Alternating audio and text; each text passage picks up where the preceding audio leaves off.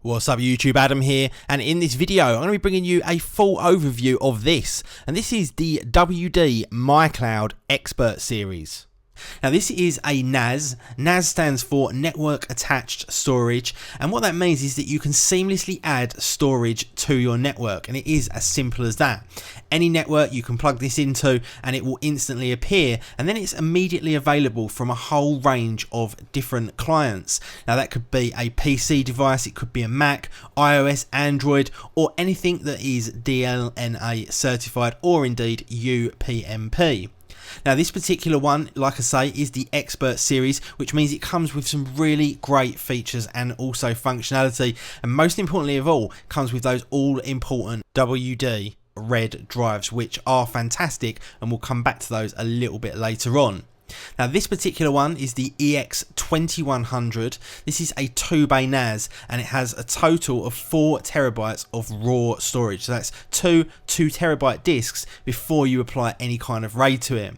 Now as you can see, the device is very attractive. A nice little compact unit, comes in a black colour, not too many glossy shiny finishes, so you don't have to worry too much about getting your fingerprints over it or anything like that. This thing, you're going to plug it in, you're going to leave it, and it's going to look great for a very long time.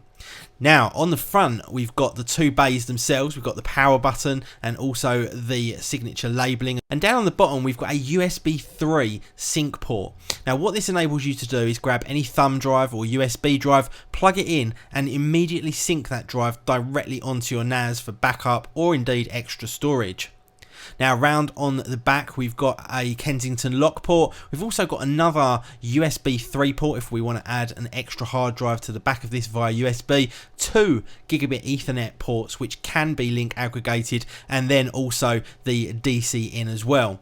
Now this does have an external power supply, so it will be a tiny little power brick that comes with it, but it is very small and you're going to have no problems putting this anywhere you want to. The drive bays themselves, they are auto ejecting and completely toolless and trayless as well, so very easy to eject those drives, and the drives that come with it are of the absolute best. Now these are WD NAS drives, specifically designed for NAS and also inclusive of the NASware version 3 firmware, which means that it's even more tuned to this specific NAS device for ultimate reliability and obviously also performance. Now once you've got it plugged in, it's very simple to get yourself going. All you need to do is plug in the power supply to the back and hit that power button and you are ready to go. Now something that is very important with these devices is the noise, because you may well have this in a small office or in your home office or even in your living room or your bedroom, for example. So to give you an example of the actual noise that this creates, you could see there that I just set a baseline and it was coming out around 45 to 46 decibels reading there, and that was staying pretty constant. Now as I remove and bring the NAS back to it, especially this way with the fan pointing towards it, you can see that it barely increases in terms of the actual volume outputted from this, and to be honest, you really can barely hear it, and that means it's great because you can put this anywhere you like and you don't have to worry about that whirling going on in the background. Now in addition to that, the second most important thing is the temperature. What you don't want is this raising the overall temperature of a room. Now you can see here the room is around 26 degrees Celsius, and as I point that towards the NAS, you can see that the NAS itself, because of the fans in it, is actually slightly lower temperature than the rest of the room, which is great because you're going to get no noise and also no increase in temperature. Now let's take a look at the management of the MyCloud Expert Series. The first thing that you need to do is you just go to the website, download a piece of software. It is available for Mac and PC, and that is the WD Quick View. Now all you need to do from there is install it, and immediately you can get access to everything about the box. Now the first thing you can do, for example, is click up in the menu bar, click on the drop down box and get access to the properties, and that will show you a whole range of properties about your device. Next up, what you can do is go to the dashboard. Now inside the dashboard, this is where you're going to have full management capabilities of your EX2100 or equivalent device depending on which model you go for.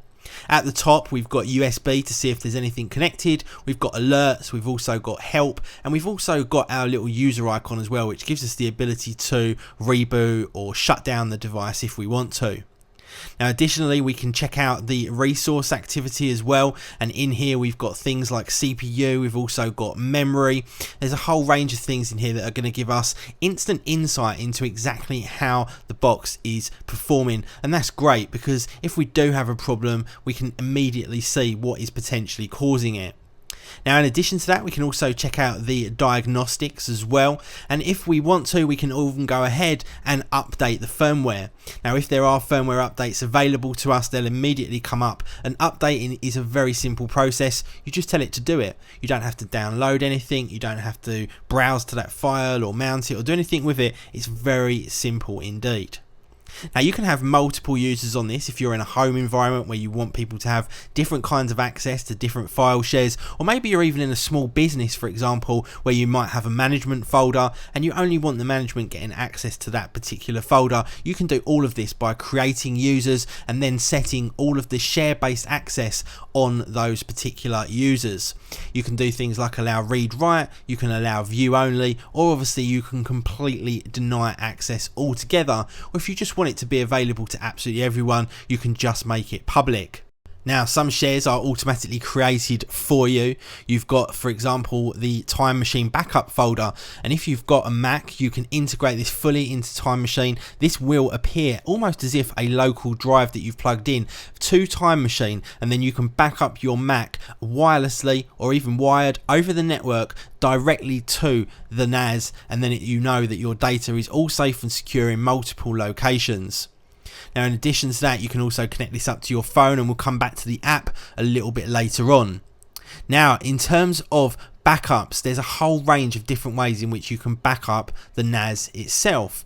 You can back up to USB, and you can go to USB or from USB, it's completely up to you. You can do a remote backup, so if you've got multiple NAS devices on your network, you can simply enter the details, create a job and send your backups over the network to your secondary NAS. If you want to, you can even go ahead and back up to the cloud. It does support a couple of different options in terms of cloud backup, including Amazon AWS.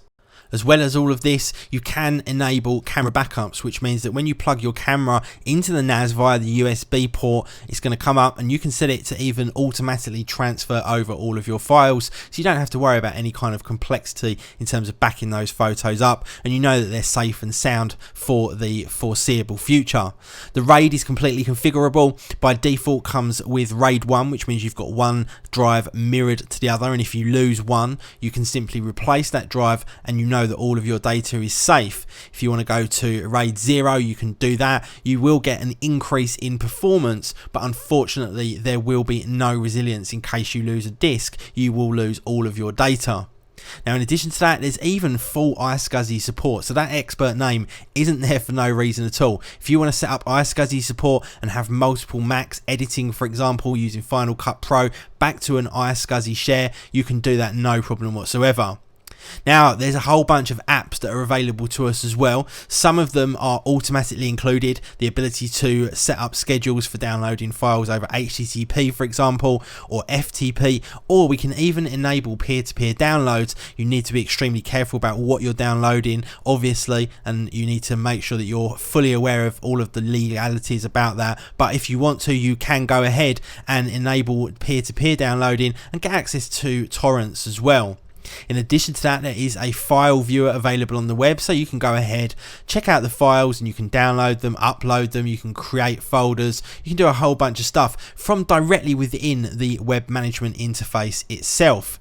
Now on top of all of that, there's a whole range more apps that you can go and check out.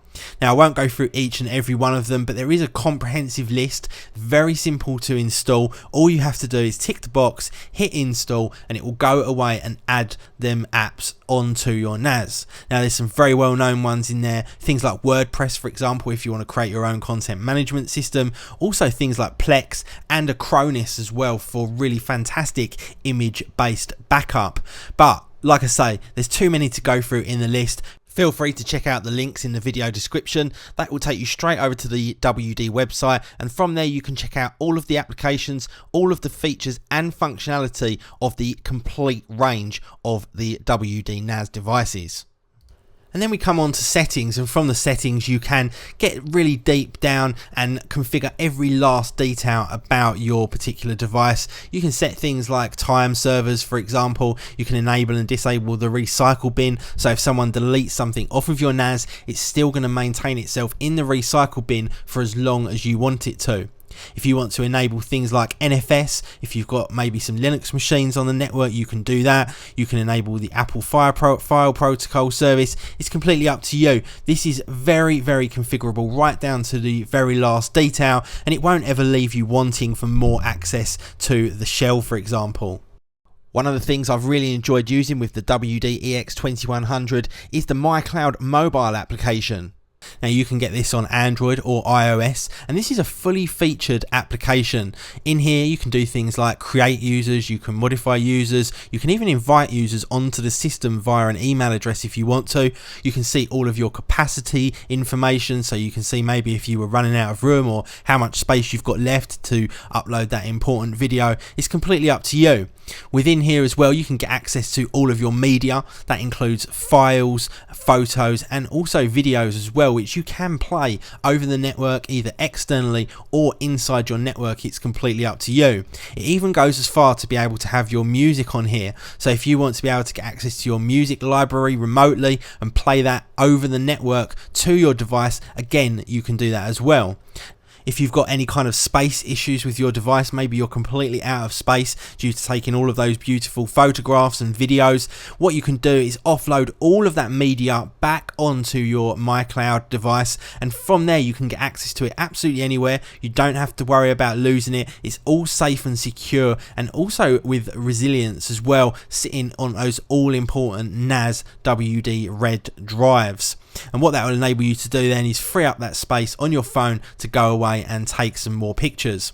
Now also from here you can go into your settings and you can enable automatic camera upload. So again, coming back to that space issue, if you do have an issue with space, you can set this up to automatically upload your photos to the device, and then you can delete them directly from your device. Now if you want to, you can automatically upload them there and have a copy of them on your phone or your tablet device as well. It's completely up to you how you go about doing it, but it's very important that you have all of this data in multiple locations on resilient devices to make sure that you never lose any of your all important photos and videos, for example. So that's full synchronization ability from the mobile app to your device. In addition to that, you also have mycloud.com where you can log in remotely and get access to all of your data, media and files as well. Now if you want to find out any more information, please check out the links in the video description. Leave your comment down below and I will see you all in the next video. A big thank you to WD for sponsoring this video.